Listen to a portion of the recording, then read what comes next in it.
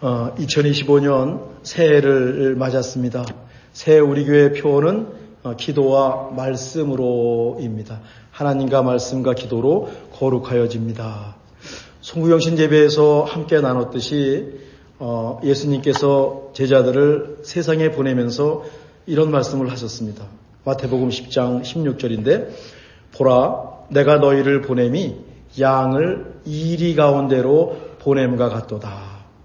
그러므로 너희는 뱀같이 지혜롭고 비둘기같이 순결하여라 라고 말씀하셨습니다.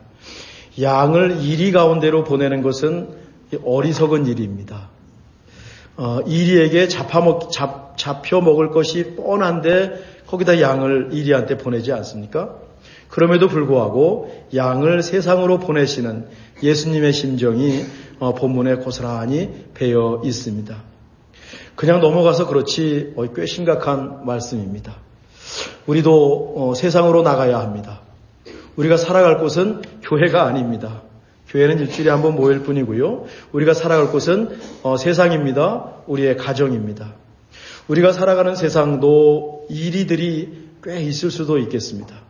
이리는 공격성이 강하고 힘없는 양을 잡아먹죠. 힘없는 백성들을 공격하는 아주 비겁하고 악한 세력이 이리라는 상징입니다.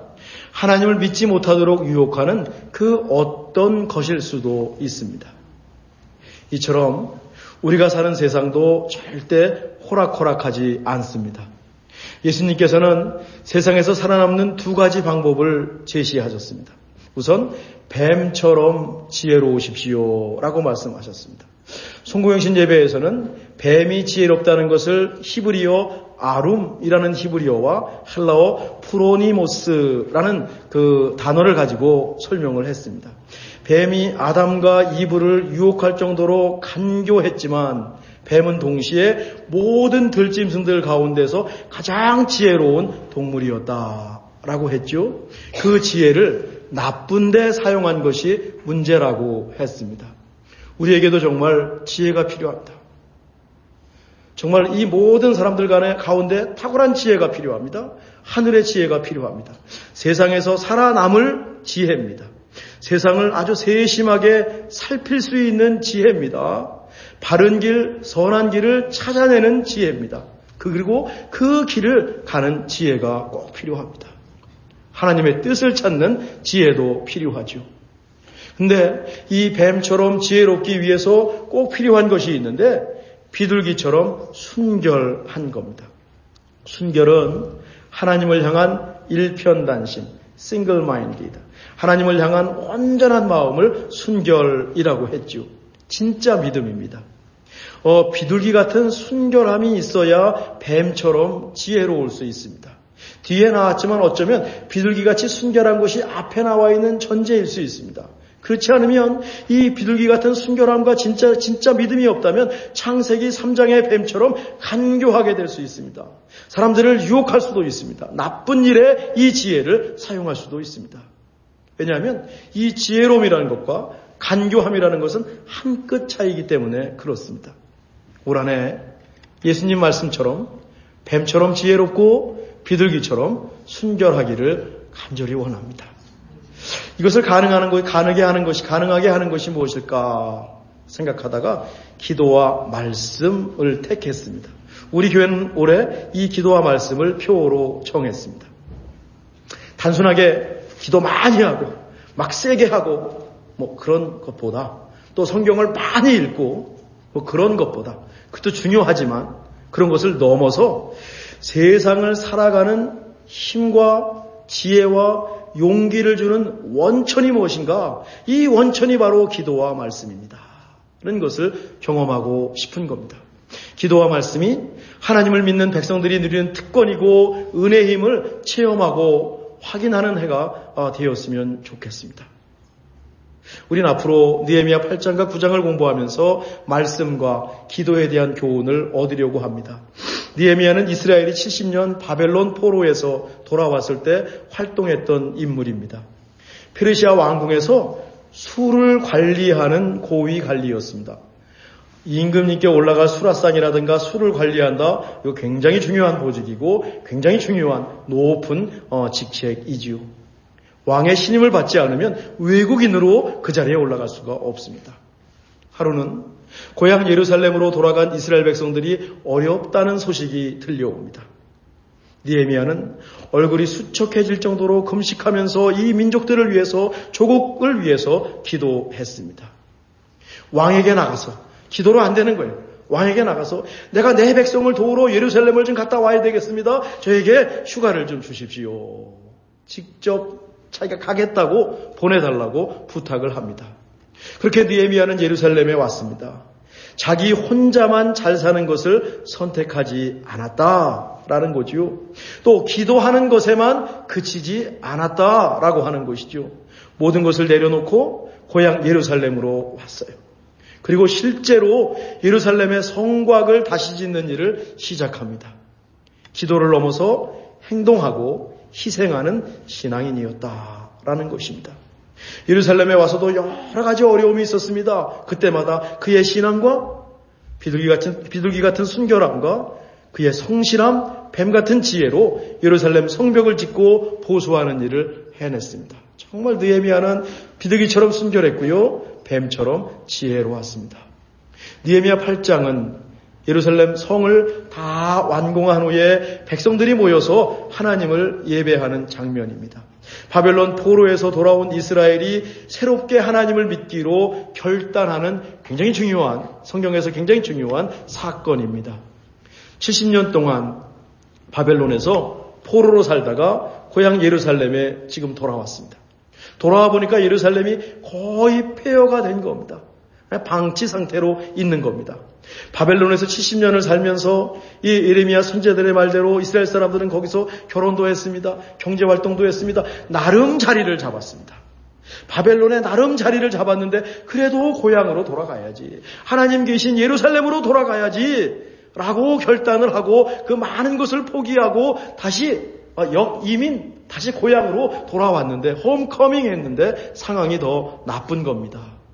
그런데요, 그들에게는 정말로 훌륭한 지도자들이 있었습니다. 지도자들이 얼마나 중요한지 모릅니다. 탁월한 행정가였던 느헤미야가 있습니다. 성경을 가르치는 학사 에스라가 있습니다. 다윗의 우선 총독 수룹바벨이 있었습니다. 특별히 느헤미야의 리더십 덕분에 예루살렘의 성곽, 시리 월, 성의 그 둘러싸는 성곽을 완공했습니다. 옛날에는 이 성곽이 굉장히 중요했어요. 한국에도 가면 남한산성, 북한산성, 행주산성이 있지 않습니까? 이 도시를 둘러싸고 있는 성곽이 있어야 적군이 쳐들어오는 것을 막아낼 수가 있는 겁니다. 그러니까 이 성곽이 있어야 안전이 확보되는 겁니다. 시편에서 하나님이 의해 산성이시다라고 하는 표현도 있는데, 그 표현도 어쩌면 하나님께서 우리를 둘러싸서 안전하게 보호해 주신다라고 하는 약속이요, 말씀일 수 있는 거지요.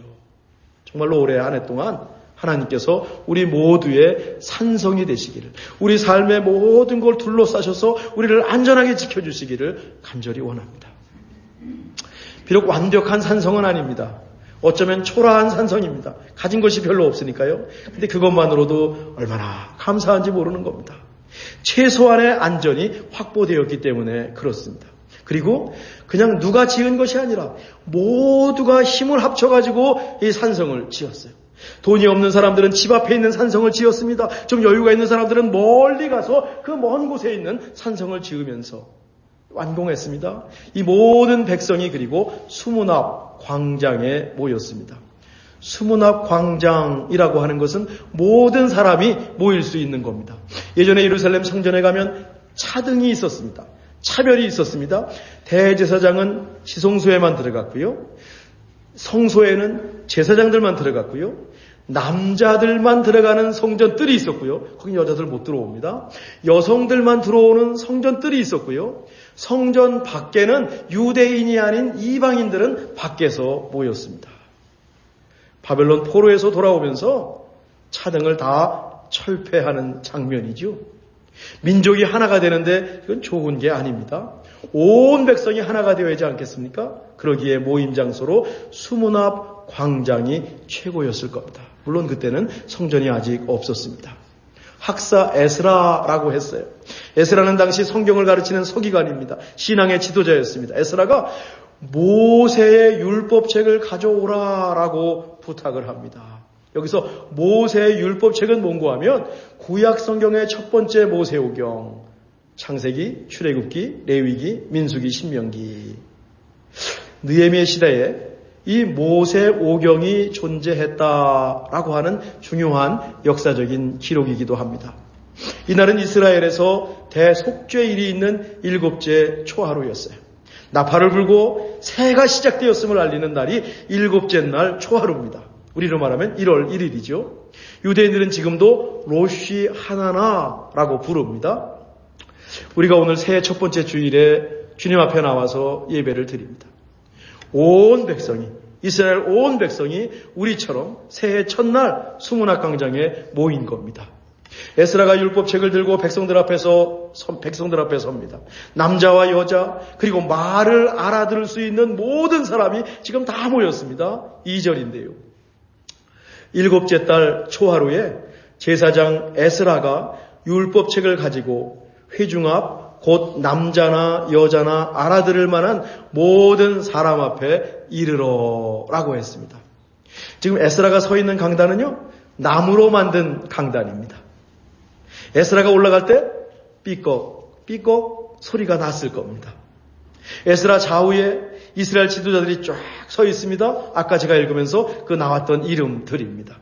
격식은 갖췄지만 그 옛날 예루살렘 성전에 비하면 굉장히 초라한 성전입니다. 그런 모임 장소입니다. 그래도 모일 수 있는 곳이 얼마냐.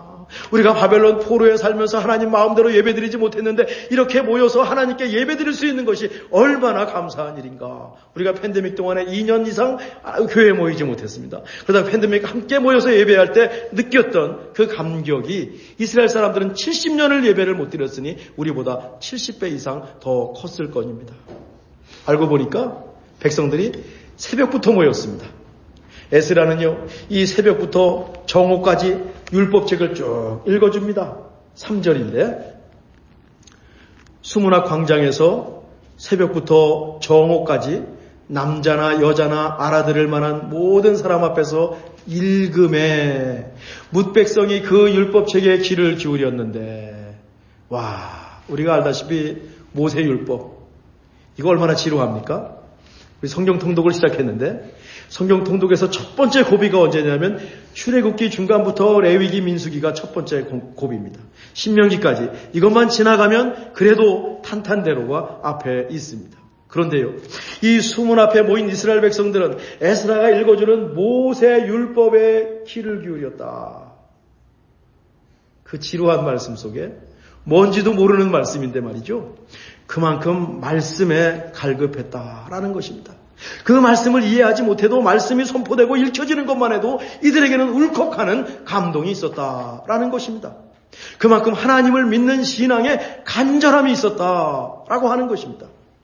사실 다 이해하지 못해도 하나님의 말씀을 듣는 것 자체가 좋은 겁니다. 아니 모여서 하나님을 예배한다는 사실이 그렇게 감사하고 그렇게 좋고 그렇게 은혜로운 겁니다. 느헤미야 8장은 이렇게 말씀을 사모하는 이스라엘 백성들로 시작을 합니다. 그렇죠. 우리도 성경을 읽습니다. 성경을 듣습니다. 또 생각하고 공부하고 때로는 암송 외웁니다. 성경을 쭉 읽어나가는 통독도 있고요. 성경을 차근차근 공부하는 공부도 있고요. 다 필요합니다. 성경을 곱씹는 것, 또 묵상하는 암송도 다 중요합니다. 요즘은 유튜브와 셀폰이 생기면서 듣는 것에 너무 익숙한 것 같아요. 한 조사에 의하면 신앙이 좋다고 하시는 분들은 주중에 여러 목사님의 설교를 두루 찾아 들으신다라는 조사가 있습니다. 팬데믹 전보다 팬데믹 이후에 담임 목사의 설교 비중이 뚝 떨어졌습니다. 우리 교회는 목요일 한 번만이라도 좋은 목사님 설교 다 들으시되 목요일 한 번만이라도 제 설교를 들어주시면 저는 그저 감사하고요. 중요한 게 있습니다. 분별해서 들으셔야 합니다. 너무 난무하거든요. 듣다가 이상한 설교가 있으면 저에게 링크를 보내주십시오. 제가 듣고 분별해 드리겠습니다. 성경에서 뭐라 그랬냐면 믿음은 들음에서 납니다. 그러니까 듣는 것이 중요합니다라고 강조하는데 그때는 그때 상황이 있었어요. 그때는 글을 읽는 사람이 별로 없는 겁니다. 글을 읽고 쓰고 성경을 읽고 해석하는 것은 서기관이란 직책이었는데 굉장히 특별한 직책입니다. 존경받는 사람들이었습니다. 그러니 듣는 것이 중요하지요. 책도 귀했습니다. 이 양의 가죽을 만든 책을 양피지라 그랬고 그 이집트의 나일강의 파피루스 갈대를 가지고 만든 걸 파피루스라고 했는데 와, 파피루스가 조금 저렴했지만 서민들에게는 그림의 떡입니다. 그러니 어떻습니까? 들을 수밖에 없는 겁니다. 지금은 상황이 바뀌었습니다. 글을 모르는 분은 없습니다. 집에 성경책 적어도 2권 이상 다 소장하고 계십니다. 듣는 것도 중요하지만 읽고 공부하는 것도 중요하지요. 생각하고 곱씹는 것도 정말 중요합니다. 듣는 것보다 내가 읽고 생각하는 것이 2배, 3배의 효과가 있고 그 말씀의 진미를 우리가 느낄 수 있거든요. 로마서 쓰기를 저기에 준비해 놓았습니다. 성경을 쓰시다 보면 저절로 또 묵상이 되실 겁니다. 이렇게 하는 것은 일종의 훈련입니다. 훈련하고 익힌 것을 실제 신앙과 삶에 적용해야죠. 그 속에서 유익함을 발견해야 됩니다. 요즘 세상에 누가 필요 없는 일을 하겠습니까? 할 일이 얼마나 많은데, 얼마나 바쁜데 실용, 유익해야 하거든요. 목사인 저는 하나님 말씀인 성경이 왜 우리에게 유용한지, 유익한지 열심히 설명하고 안내해 드리겠습니다. 우리 각자의 자리에서 말씀으로 사는 것이 어떤 의미가 있고 어떤 유익함이 있고 실제 힘과 능력이 있는지 경험하시는 2025년 한 해가 되시기를 또한 간절히 바랍니다. 우리가 사는 세상이 만만치가 않아요. 새해가 되었지만 뒤숭숭합니다. 한국은 말할 것도 없고 새해 첫날 1월 1일 뉴올리언스에서 트럭이 질주해가지고 15명이 죽었습니다. 라스베가스 트럼프 건물 앞에서 테슬라 트럭이 폭발했습니다. 사방이 쥐레밭 같다는 생각을 하게 될 때가 있어요. 하나님께 우리가 맡기고 살아서 다행이지 사방에 있는 쥐레를 우리가 다 제거해야 된다면 와, 불안해가지고 한 발자국도 나가지 못할 것 같습니다. 기도가 저절로 나옵니다. 그런데요, 이렇게 어려울 때가 신앙이나 인생을 견고하게 세우는 시기가 될 수 있다. 위기가 기회가 될 수 있다. 전화 위복이라는 말을 우리가 해낼 수 있다는 것이죠. 산책을 하다 보면 나뭇가지 위에 새집이 눈에 띕니다. 요즘은 나뭇잎이 없으니까 나뭇잎이 다 떨어졌잖아요. 그 나무에 새집이 있는 게 더 잘 보여요. 새집이 굉장히 튼튼합니다. 몇 년을 두고 그대로 그 자리에 있는 새 둥지, 새집도 있습니다. 새집이 튼튼한 이유가 있대요. 새들은요, 바람이 몰아치는 최악의 상황에서 집을 짓는다고 합니다.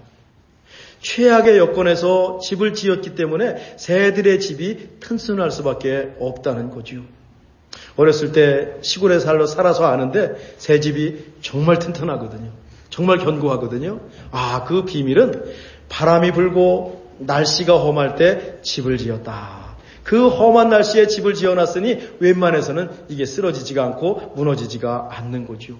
게다가 바람이 부는 날에는 집을 지을 재료가 여기저기 많이 이렇게 뒹굴고 있답니다. 나뭇가지들이 여기저기 떨어져 있기 때문이죠.